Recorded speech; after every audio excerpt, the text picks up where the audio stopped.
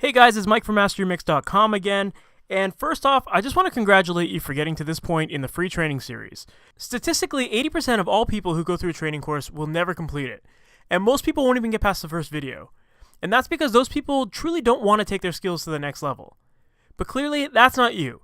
If you're on this page, it shows that you're passionate about what you do and that you want to improve and you want to create better mixes. Otherwise, you wouldn't be here. So give yourself a pat on the back for making it this far. So as a reward, in this video, I'm going to be giving away some special content that's only available in my premium compression mastery course. I also wanted to say thanks again for all of the positive feedback I've been getting. I love hearing that people are learning lots from these videos and making improvements with their mixes already. If you haven't had a chance to check out the previous two videos, please go back and watch those first. Just to recap what we covered in those first two videos, we covered the controls that you'll find on a compressor, how to train your ears to hear the changes that each control makes, how to get punchy drums to cut through a dense mix, and a bunch more. This free training series is all about helping you make huge developments in your skills so that you can move forward with your goals. Whether you're an engineer looking to grow your studio business, work with bigger and better clients, and make more money, or you're an artist looking to create better recordings that you can sell to your fans, you always need to be learning and investing in your skills to stay current and continue to get better. And the fastest way to develop your skills is by watching an expert and learning from them. I know this firsthand. I wasted years trying to teach myself how to use tools such as compression. I spent far too long reading and watching nonsense tutorials that never really helped me improve my mixes. All too often, these videos would just show some amateur mixer talking about what setting they used, but without explaining their process and their mindset. And sure, I'd clearly hear the before and after results without issue. However, I'd have a much harder time hearing the same differences when making similar moves in my own tracks. And as a result, I became extremely frustrated trying to learn on my own. To push myself even further, I spent over $20,000 to go to a well-known audio college. When I graduated, I was left feeling like I had only learned the very basic theory and not enough of the practical application. After I graduated, I interned at various studios for 2 years without pay. And along the way, I was able to learn some useful information in bite-sized chunks, but it was at the expense of a lot of time and a lot of money. And when you're interning, the opportunities to actually sit in the control room and assist on sessions can be pretty rare. Usually you're running around making coffee or cleaning bathrooms. It's often not the crash course in mixing that most people expect. Looking back at it, I can definitively say that the bulk of what I learned and all of the breakthroughs that I had were from the times that I got to watch experts at work and see how they mixed real-world projects. So I've designed these videos to condense all of that information that I've collected so that you don't have to go through the same process I did. Instead, I want to help fast-track your skill development so that you can make immediate improvements and achieve your goals sooner. I know this stuff works. Take one of my students, Joe, for example. When we first started talking, he had expressed to me that he was struggling with hearing compression and being able to find the right settings to make his drums cut through his mixes and make his guitars sound big and tight. I shared some of my tips on compression that are in these free videos and in my compression course, and he was able to immediately make improvements with his mixes. Only 3 weeks after I shared these tips with him, he was able to land a job working at a studio where he already had clients calling to work with him. It gets me so excited to hear about people investing in their skills and making leaps forward towards their goals. Seeing people dream big, learning, improving, unleashing their potential, and finding success. When it comes to recording and mixing, one of the most overlooked barriers people face is understanding and mastering compression. So that being said, let's dive into the next tutorial. In this video, it's all about focusing on the low end. I'm going to show you how to create a tight bass sound, how to add character and energy to your tracks simply by just choosing the right compressor. And I'm also going to show you how to dial in proper settings so that you can avoid a very common amateur mistake that creates unwanted pumping in your tracks. So let's get started. So now let's talk about compressing bass guitar. So I've got a mix session loaded up here and I've got the bass guitar highlighted in the edit window. And let's take a listen to the track and see how the bass sounds in the context of the mix.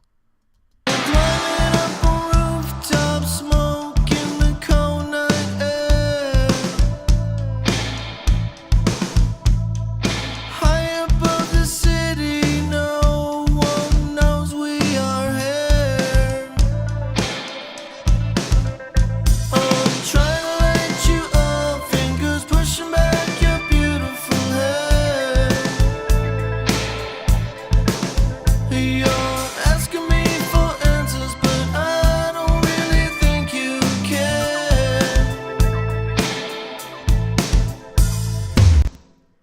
So in the case of this song, the bass was really well recorded, and I have a feeling that there might have been some compression on the recording chain on the way in, because overall the performance was very smooth already, and if you look at the edit window here, you'll notice that there isn't very much variance in level as the song gets played.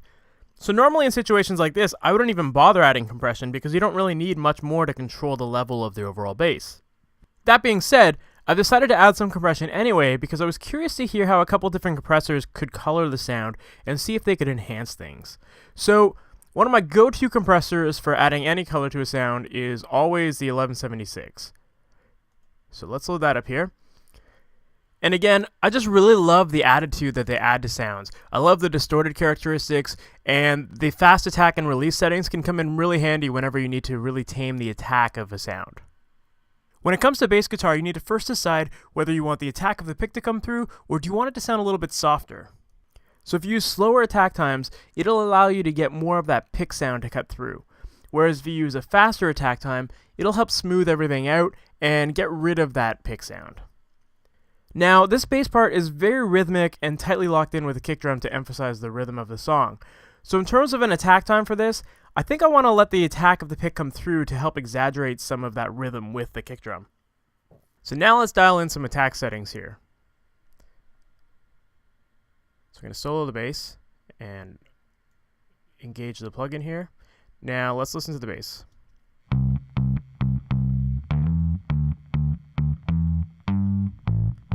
Let's try it with the fastest attack setting.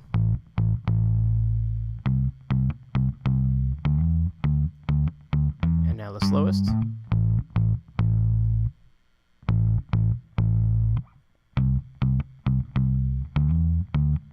So with the slowest setting, you seem to be getting a lot more of that attack coming through. So let's back this off a little bit.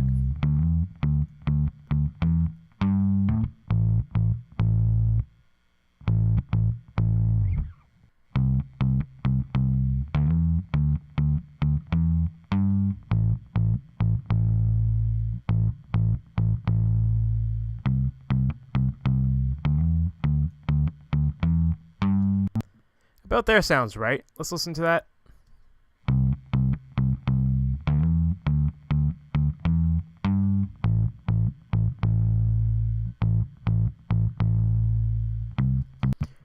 So that's just allowing just enough of the pick sound to cut through, and I think that that'll lock in with the kick drum pretty good once we're all done here.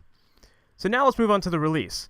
So with regards to release times, because a bass guitar can have notes that change in length, so some notes might be shorter while other notes are longer and held out, you need to be really considerate with the release time so that you don't miss any of the notes with your compression. And if you have too long of a release setting, then the compressor might not release in time for sections that have shorter notes. On the other hand, if you have too short of release times, that can sometimes cause pumping effects where if it releases before the drawn out note is done, you might get this swell in volume again. So usually with bass, I'll have a relatively quick release setting, but first what I'll do is I'll try to find a setting where the gain reduction meter is returning to 0 before the next note and just kind of play with it from there. So let's hear what we've got. So I'll start with slow. And when it's slow, it's constantly being compressed here, and it's just taking way too long to get back to 0 before the next note. So let's back this off and make it shorter.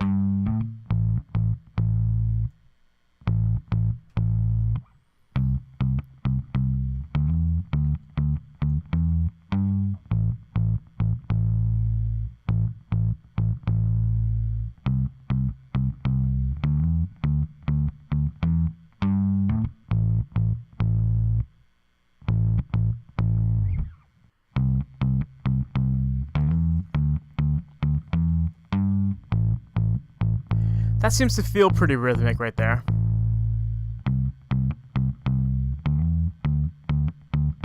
Now we are getting a lot of compression, so maybe I'll just back this down a little bit on the input here.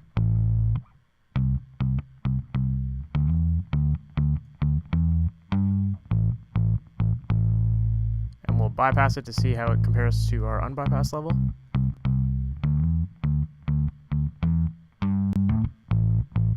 Pretty similar. Maybe drop it down a little bit.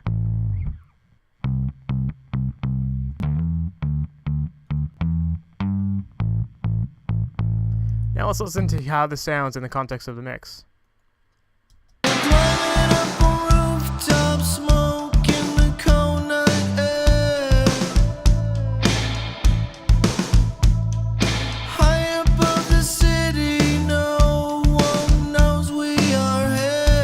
going to bypass the plugin.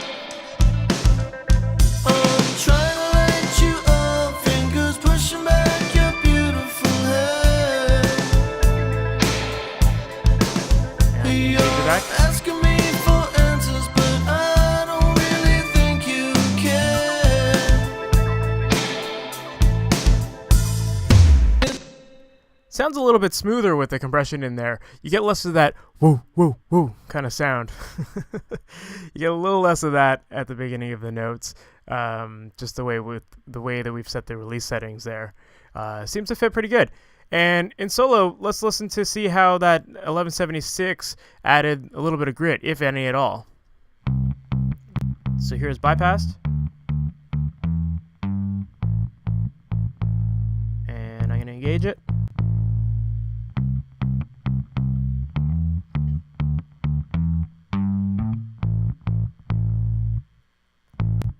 Bypass again.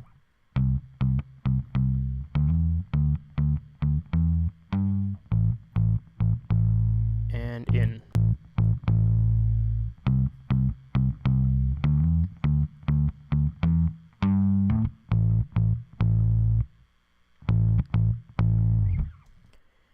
Adds just a little bit of saturation to the sound. I think it sounds pretty good, and in the context of the mix it sounded pretty good too. Now sometimes I might be looking for a little bit of a smoother performance, and in those cases I'll often look to an optical compressor, such as an LA2A. They're really nice on bass because the release settings are variable, and they're a little bit more transparent. So let's take a listen to an LA2A and see how that sounds on bass.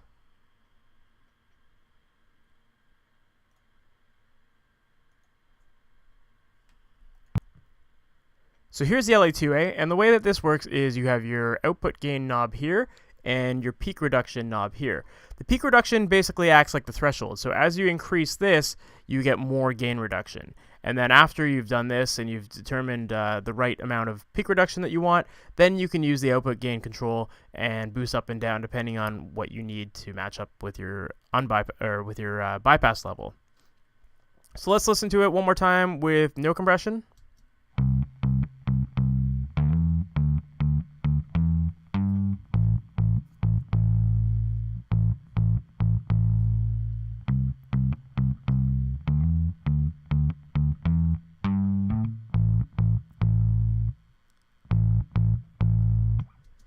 And now I'm going to put the LA2A in.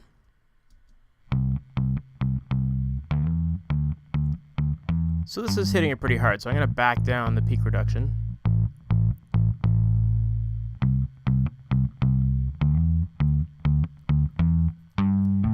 Now I generally find that with optical compressors, you need to go a little bit lighter on the compression. Sometimes they don't handle too much compression very well. It'll take too long to return. So if I crank this, you'll hear that kind of stays constantly in that compressed mode, right? So back this off a little bit, get a little bit more control of it.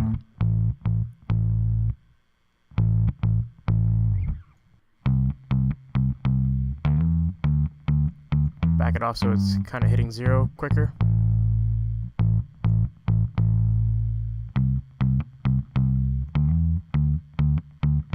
And now I'm going to check the output gain against our bypass level to see what we've got.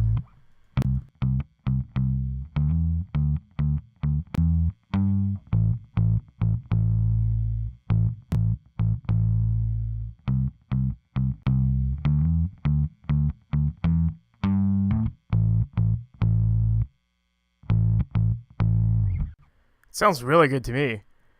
Originally I wanted to try the 1176 to see how the grit would sound, but after hearing that LA2A, I really like how it warmed up the bass track overall. So let's compare them both and see what they each did to the bass sound and how it works in the mix.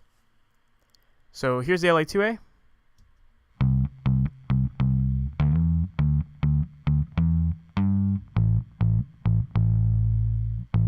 Now I'm going to bypass it.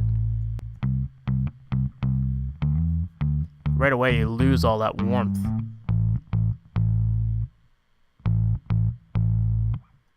LA2A.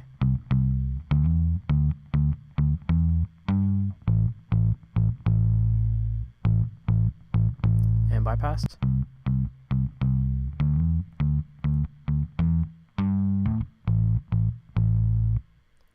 Now I'm going to put in the 1176.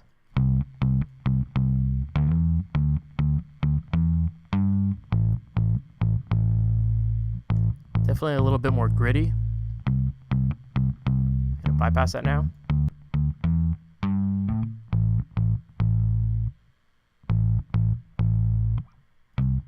It's in.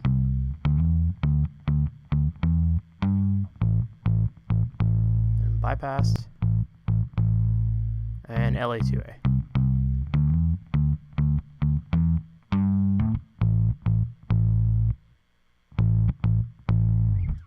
I really like how that LA2A sounds. It really warmed it up, and doesn't sound as gritty as the 1176, but I think it sounds pretty good. So in the context of the mix, let's check that out.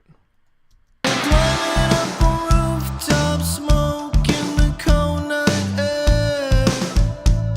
Check it out. High above the city, no one knows we are here. Back in. I'm trying to light you up, fingers pushing back your beautiful hair. You're I'm gonna put the 1176 in. answers, but I don't really think you care. Climbing up a rooftop, smoking the cold night air. And switch back to the LA2A once more. High above the city, no one knows we are here. Sounds very smooth with the LA2A. So I think that's what I'm going to keep.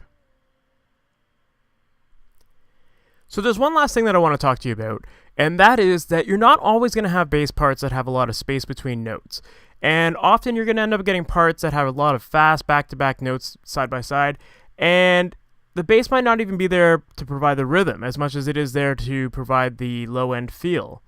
And so in situations like this, you want the bass to be controlled so that notes just don't jump out all over the place in the mix. You want the bass to stay tightly within its place in the mix, and to do that, what I usually like to do is go pretty hard with the compression and set the compressor so that it's constantly compressing. This just, to me, really helps make everything sound a lot more even. So to demonstrate this, I've got another session loaded up here, and it's got a different bass part altogether. So let's listen to how it sounds with no compression in the mix. And if we stay together, you'll end up hating me. And I need to change for the better. It's time for me to leave.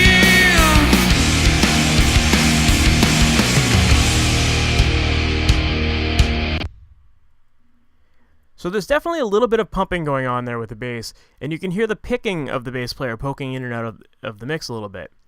So another thing to keep in mind is that in this section, we've got a lot of big guitars going on as well, and they're providing the rhythm. The bass is just emphasizing that and making it sound fuller and fatter. So in this kind of situation, I don't want the bass picking to jump in and out of the mix. I want everything to sound really even. So I'm going to do that by compressing the bass really hard with fast attack and a fast release setting, and I'm using the 1176 to do so. I really like having the fast attack and release, and that can really help smooth things out, and it also gives a little bit of attitude as well. So first, let's listen to the bass in solo with the compression bypassed.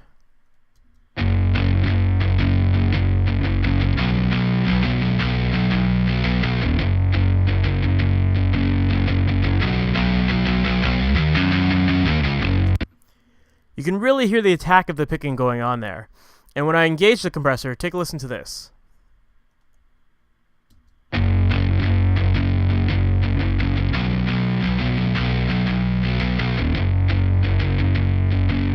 It's definitely a lot smoother. If you look at the gain reduction meter, we're getting about 7 dB of gain. It just helps make everything sound a lot smoother. So play it one more time bypass and then with it in. Sorry, bypassed.